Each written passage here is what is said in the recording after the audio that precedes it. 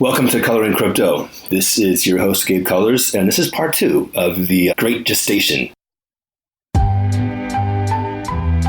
We're looking at this feeling, what's happening in the summer of 2018.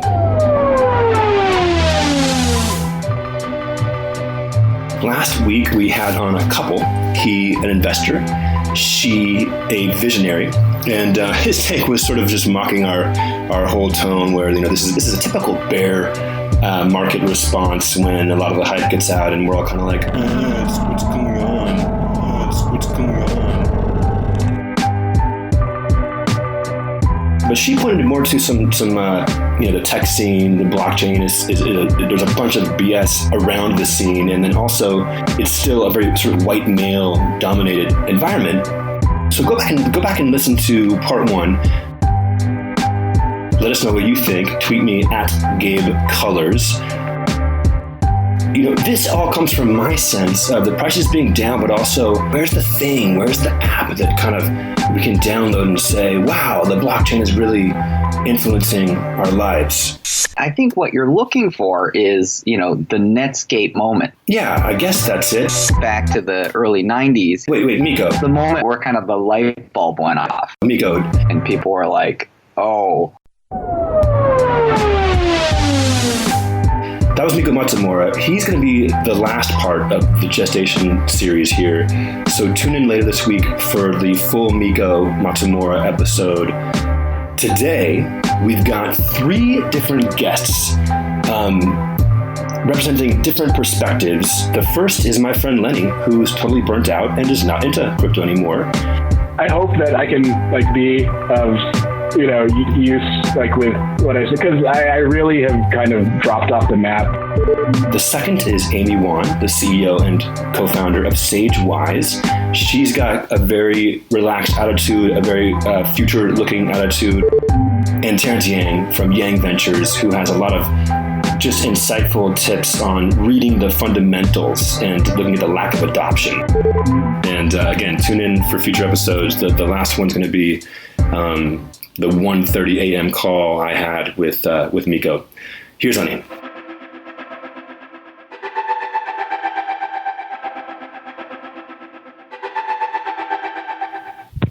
Hello? Oh, yes.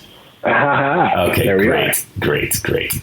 Lenny, welcome to Coloring Crypto, man. Thank you so much for coming on. We picked you because you have a constellation we need in this conversation. Somebody you kind of expressed to me that you kind of have lost all interest. Yeah. So I had a friend who was in at 4 cents, 40 cents, and kept trying to get my attention in. Every time it'd be 10x, and I just didn't listen, regretfully, at that time. And then now it's the middle of 2018. It's kind of right back where it was right then.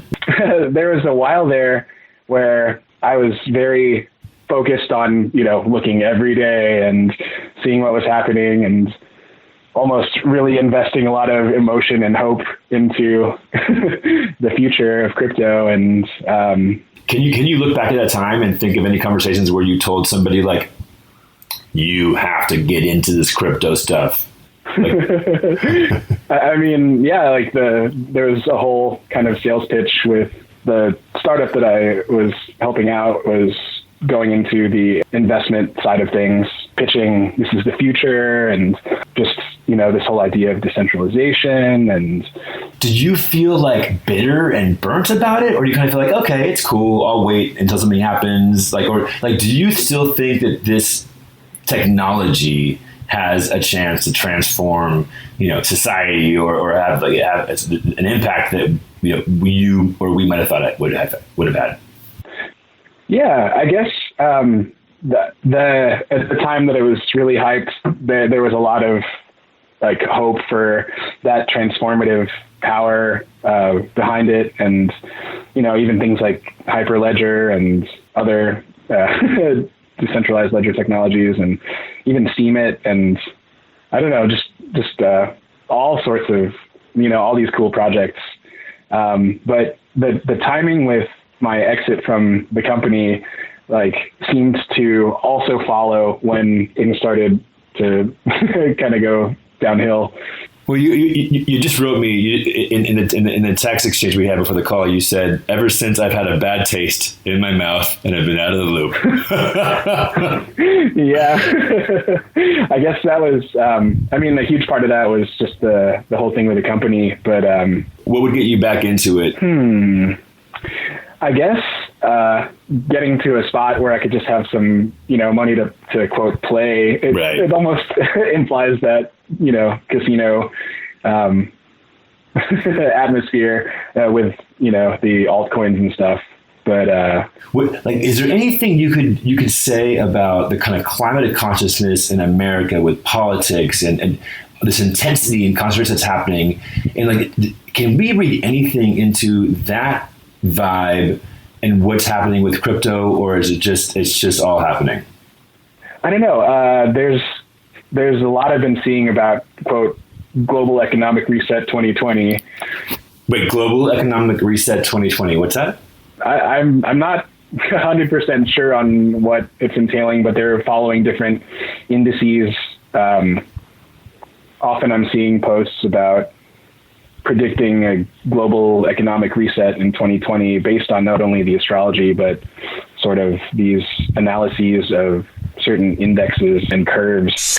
I was in high school in 1988, and my philosophy teacher told us, or he read us Carl Sagan. Carl Sagan said in the 80s, every financial, social, government, economic system will collapse before the year 2000.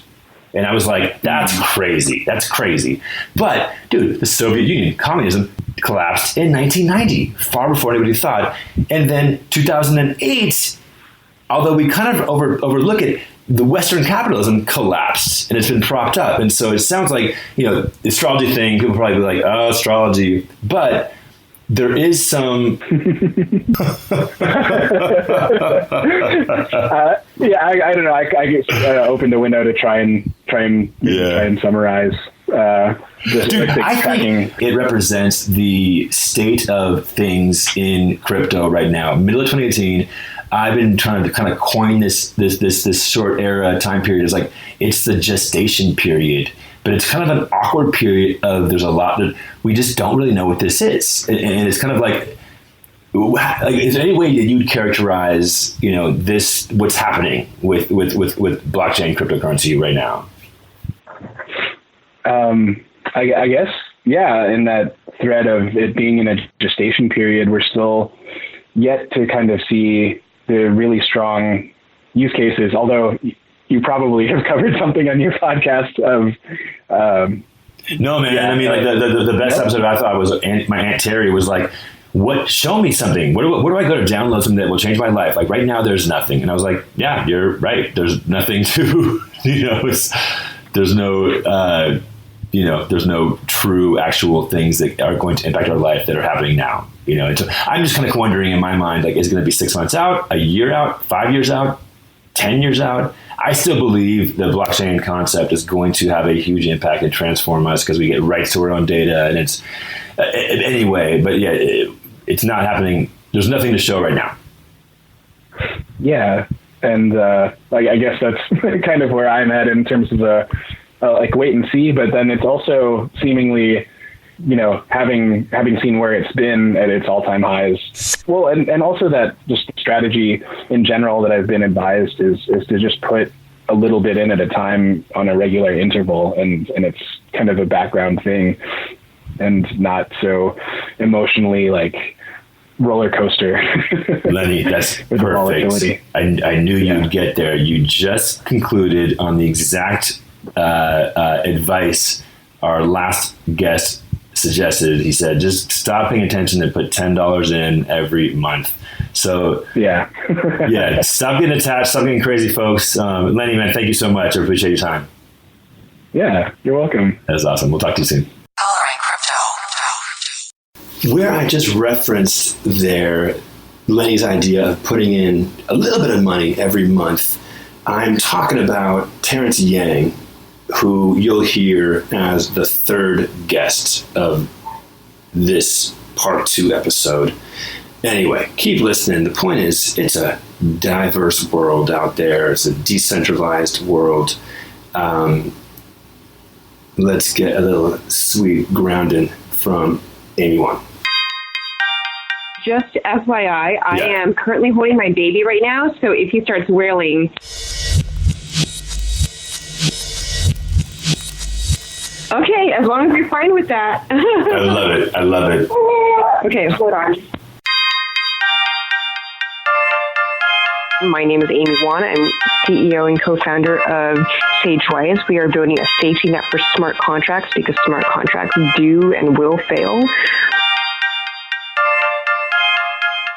What's happening for me in this process is I'm kind of like, God, it's getting a little mundane with the conversations, and I'm feeling like this is the gestation period. Yeah. So, I think it's really interesting. I think I've heard from 3 different people just in the past week or so that, hey, now we're entering a bear market. We're really unsure, blah, blah, blah. I'm personally not scared. I mean, look, we've seen this before. We've seen this so many times.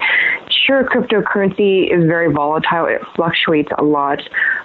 This time around, I think people are a little bit scared, but I just don't think it's anything really new. I mean, there's talk about, some projects and the technology and the entire industry is overhyped, but that's not new.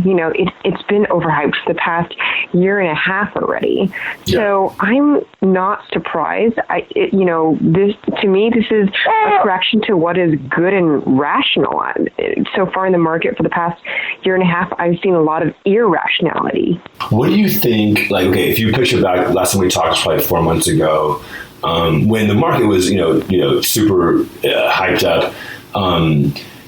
But aside from the cryptocurrency and the valuations in the market, what have you seen change or evolve or surprise you in terms of real technology? I don't think I've really seen the technology evolve in a way that's been unexpected. What's been really interesting, and I almost hate to say this because it sounds a little bit jaded, but, I expected it, is, at least for my company, we've been going out, we're trying to get adoption of our dispute resolution infrastructure, and that entails, the people using our software. It entails them having actually built something. And what we found out is, we went out to market. We called up a bunch of, what we thought were prospective clients who had raised a bunch of ICO money in 2017. And we're like, hey, do you have stuff to test? Have you coded your product? Is it built out? And we found out that, in fact, very little has been done. Yeah. So I guess I'm not terribly surprised. I think this is a much needed reality check. And until, we get past that stage of, I have a concept, give me lots of money. I want to see traction. I want to see real products. I want to see real users and real innovation. Not to say that there isn't any out there. It's just that there's so much noise, and there's, I do think it is incredibly rare and hard to find realness in the space. And I know your expertise is, in the more the legal area, and maybe more, I'm going to just say maybe more B2B, but I had my Aunt Terry. She's in her 70s. She's super interested and involved and has a sharp mind. And she said, but Gabe, what can I download now that will do anything for me? And I was like, no, you're right, nothing.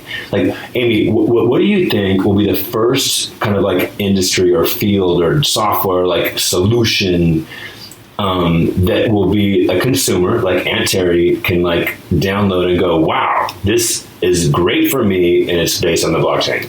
Ooh, that's a good question. I don't know. I haven't thought about it, but... How long will it be? Is it going to be a year or 5 or 10 or, I don't think it'll be 5 or 10. I think, the first real mainstream consumer product will be out within the next 1 or 2 years, it'll be something on a phone, an app on a phone. And I think it's probably going to be tied somewhere to the payment space, right? Because, the mainstream is just becoming aware of cryptocurrency. I think maybe, something that could be very useful is, just a very simple, very user-friendly widget with an interface that allows small businesses to, charge in crypto without them having to really understand very much technology. Okay, if it was 2025 and there was like a timeline of the history of the evolution of cryptocurrency and blockchain technology, and you put a little dot in the middle of 2018, how will this be viewed in the future? Like what's happening with crypto now?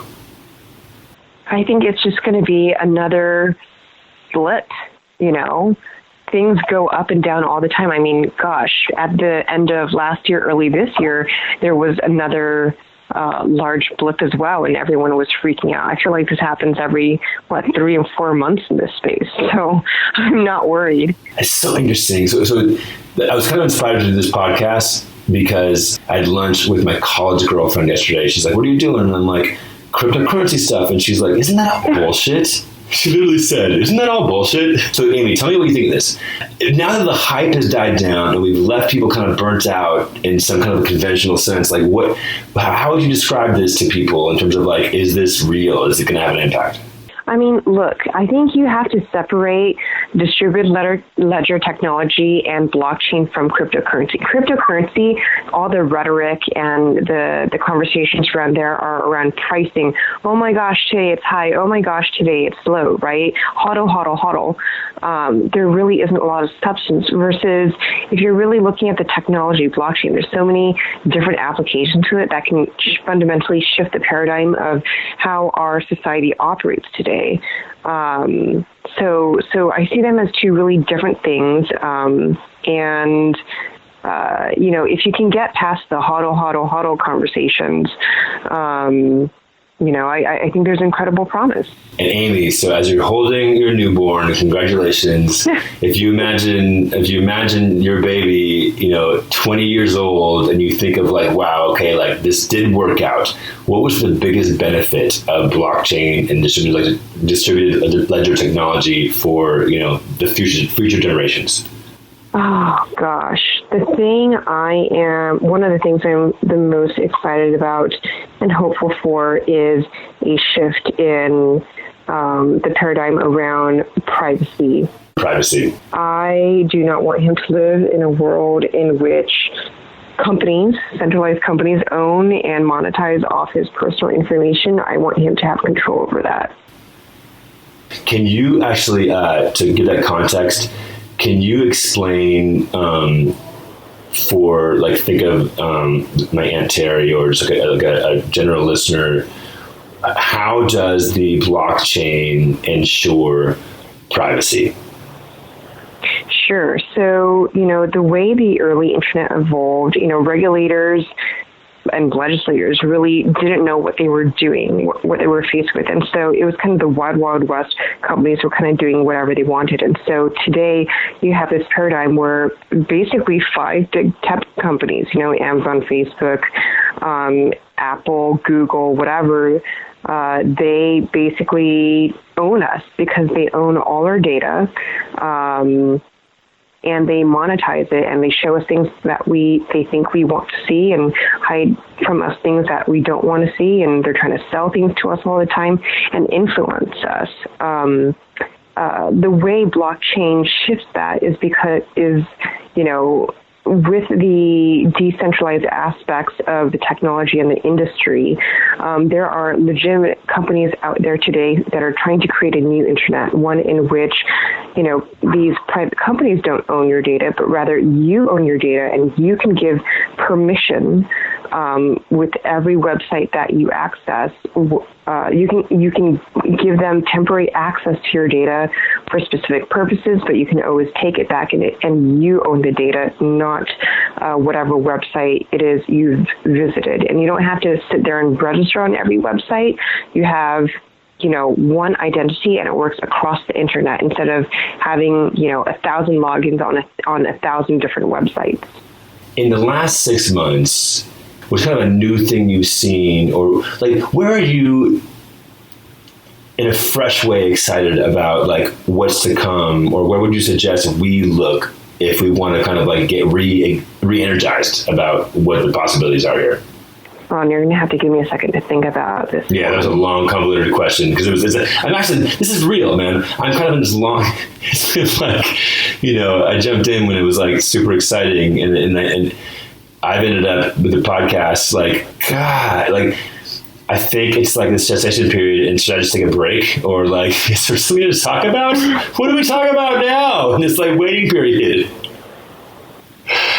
Okay, sorry. Can you repeat the question one more time? Okay, yes. So in this period, that to me, it feels like there's nothing actually happening where I can explain to Aunt Terry, go download this. This is how the blockchain will change your life.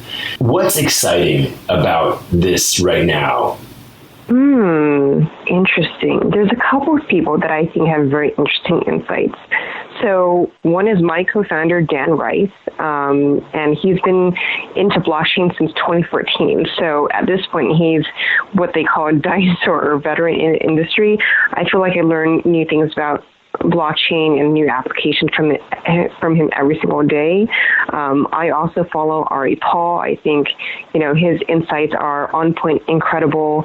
We've already talked about Terrence Yang. I think Terrence is whip smart and, to the point and, is always very good at separating the wheat from the chaff. Awesome. Great. Okay, before we go, Amy, any last words, and then give us plug your company and contact info. Yeah, sure. I mean, don't be down. Look, the stock market goes up and down, so will crypto prices. And crypto prices, do not reflect the future of the industry. Just remember that there are a ton of crypto funds out there that have raised a lot of money, and they have an obligation to deploy that capital. So I'm very optimistic about this industry because there's a lot of capital that must get deployed to projects and startups over the next couple of years. Amy, thank you so much for taking the time and being generous and being willing to come on with your baby in your arms. Beautiful. All right. Good luck. People can follow our Telegram. It's Sagewise, SAGEWISE. Whereas Amy is bringing us to that long-term vision of like just chill and think of the long-term vision of blockchain. Let's get a reality check from Terrence Yang on, hey, how's the adoption?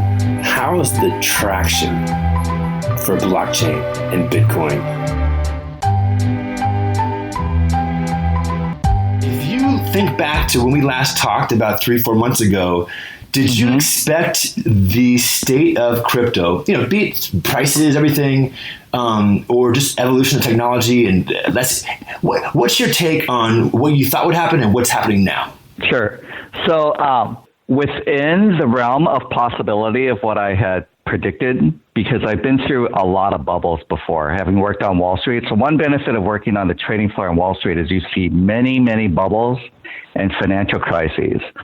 Because we trade with everybody, right? When I was at Morgan Stanley, Merrill Lynch, we trade with everybody around the world, and there are constant blowups. So what people in crypto don't get is when things go up from Bitcoin below $800 in January 2017 to $20,000 on December 17th, 2017, that is a massive bubble because there was no real adoption. So it was inevitable that at some point it would crash. I didn't know if it would go from 20,000 to 100,000 and then go back down to like 5,000 or 6,000 or whatever. But it was inevitable that it would not be sustained because there is no real adoption. Guess how many people are buying Bitcoin every day in Iran, which is devaluing like crazy, where the U.S. is imposing economic sanctions. How many Bitcoins are being bought or sold on local Bitcoins in Iran? It's less than 3 a day. 3 Bitcoins a day. You're saying like right now in Iran, based on like the last month or so of what the U.S. is doing in Iran? I'm saying there should be if Bitcoin was actually used by people who need it. Yeah. There's not. They're using gold and U.S. dollars. So the usage is atrocious. Venezuela, 25,000% inflation. So there's speculation, no adoption. The only people who buy and hold Bitcoin are paranoid people with imaginary problems. I'm paranoid. I hold some Bitcoin because of this imaginary problem that someday U.S. will have hyperinflation. We've had 10 years of money printing. Inflation is 3%. The Fed is raising rates. There is very low risk of the U.S. dollar having currency devaluation, unlike other economies, China, Brazil, Argentina, Venezuela, right? What happened in Venezuela back then, and why was it different, do you think? What's different is the FOMO has turned to fear. Fear of missing out has become fear. It's psychological. There's nothing fundamental. Venezuela has continued to have problems with inflation. Inflation has gotten worse. You would think that when I asked, like, people have owned single-digit percentages, right? Like more than 2%, let's say, of all the Bitcoins in the world at one point. They're such Bitcoin OGs. They own such a big percentage of the market way back when. When I asked them, what local Bitcoin volume would you expect per day? How many Bitcoins per day in Venezuela are being exchanged? They would say something like 10,000. The real number is 70. So people who are suffering from hyperinflation and currency devaluation are not even using Bitcoin right now. The adoption is an F-. So you have people who are buying Bitcoin because they think people will need it if there's hyperinflation. There are people who are suffering hyperinflation and currency devaluation right now. They are not buying Bitcoin. They're not. You're sounding pretty pessimistic. I'm long Bitcoin long term. So think long term, 30 years from now, 10 years from now. Okay. But yeah, short term, I'm pretty bearish. It's like the adoption's atrocious. And so by the way, man, you on record from our last episode 19, you did say on record, like, you know, beware in every which way and left and right.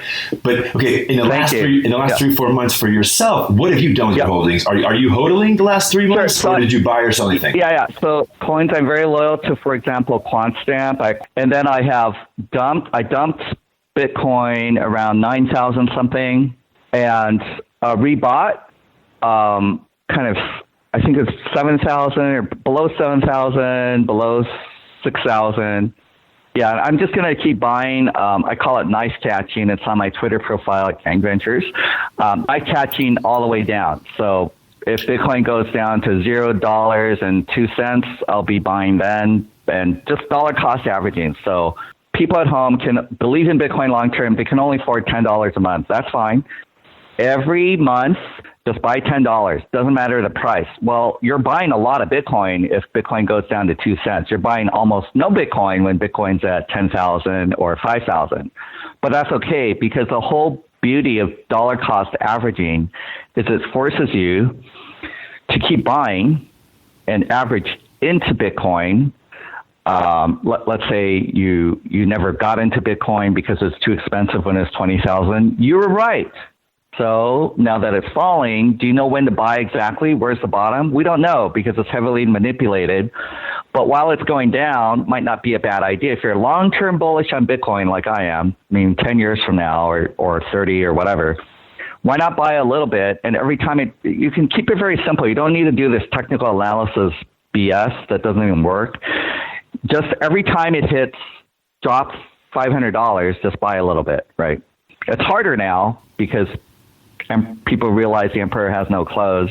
All right. Terrence, tell me a quick story of a personal exchange, someone in your family, a social group, a party, and tell me like somebody that bought in December and now they're just like, this is BS. Okay, so there is someone, I'm afraid to ask them because there's someone I run into somewhat regularly, but and more importantly, their mom, who is Main Street U.S. investor, they were buying not just Bitcoin, but just kind of all these ICO tokens.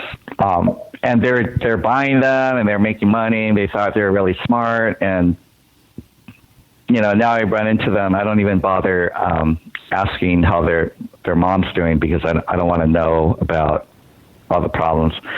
But I have had no more Uber drivers or Lyft drivers ask me or talk to me about Ethereum or Bitcoin. Like doesn't come up at all.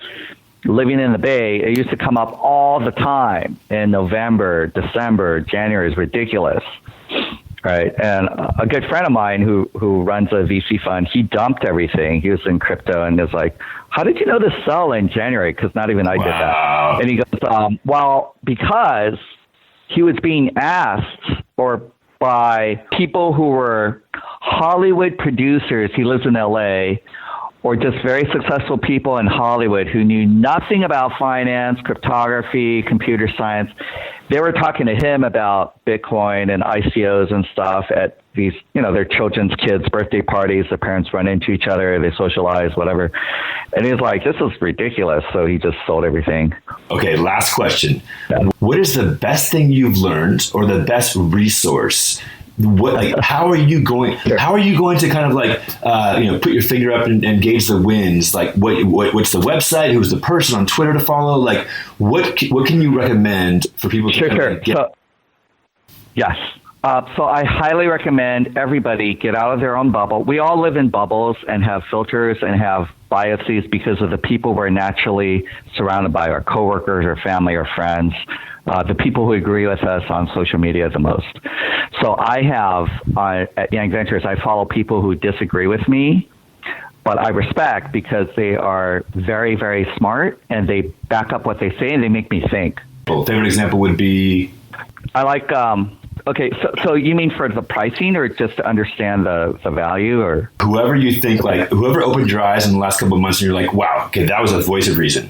Okay, so I like Nick Carter from Castle Island Ventures a lot. And I think it's 1_ or 2_ CARTER. He's fantastic. Okay, awesome, man. Okay, leave us with a plug of your company and contact info, and then we're out. Sure. So we're at Yang Ventures, yangventures.com. You can email us info@yangventures.com, and it'll come to me.